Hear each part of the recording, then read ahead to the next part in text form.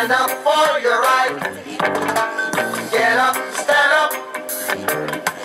Don't give up the fight. Get up, stand up. Stand up for your right. My name's Thomas Bond. I've been an activist for a fair while now, fighting for all manner of different things.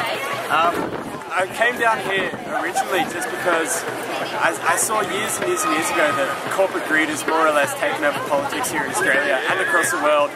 And basically what our objective today is, we're marching on the Melbourne Club. They're a club exclusively dominated by what we term the 1%. The super rich, those who own the majority of the wealth in this world.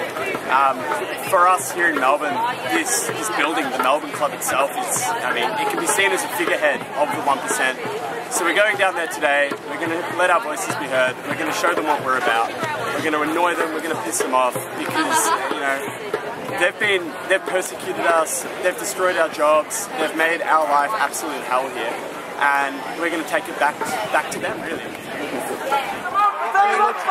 is what democracy looks like! Show me what democracy looks like! This is what democracy looks like! Drink your wine, you drink your Melbourne bourgeois wine! Eat your pheasant, drink your wine, you're Melbourne bourgeois wine! Eat your pheasant, drink your wine, you're Melbourne bourgeois wine! Eat your pheasant, drink your wine, you're Melbourne bourgeois wine! Eat your pheasant, drink your wine, you're Melbourne bourgeois wine! Eat your pheasant, drink your wine! Your days are numbered!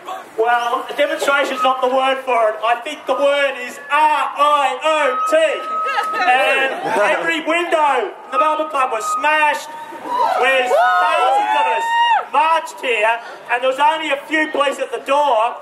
We forced our way in and took over the Melbourne Club. All the guests were inside, and they weren't pleased to see us. They weren't welcoming. And so there's a lush courtyard out the back where they ushered their guests in because the rabble were coming in through the front door uninvited. A good time was had by all. And eventually, though, I was grabbed and thrown out. But the friendly policeman picked me up by my legs and my arms and just threw me into the crowd. The crowd were thousands, a bit bigger than we've got today, unfortunately. But some others, stayed inside much longer and were arrested and charged with riot. At one stage, after I'd been thrown out, we'd been here for hours, and it was a warm night, so I went off and got cans of drink to give to people to keep them going. The trouble was the cans of drink didn't last very long, because people were grabbing them out of the bucket when I was bringing back and then chucking them through the windows. But anyhow, one of the best things of it was that a whole series of people were charged with riot. They wouldn't let them out, so the crowd stayed there for hours demanding they be released. And eventually we had to march back to the City Watch House at the time, where eventually they were released. They went to trial with charge of riot. The thing was, the staff were called to give evidence, and it was pretty clear the staff serving in the Melbourne Club had no great love for the patrons.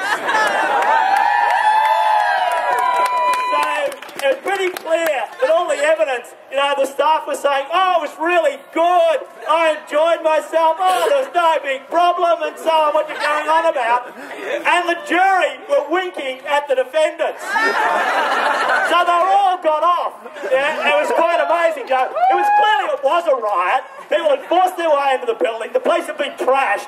But the Melbourne Club was so hated, they thought, well, people that were rioting at the Melbourne Club were doing a public good. We're doing a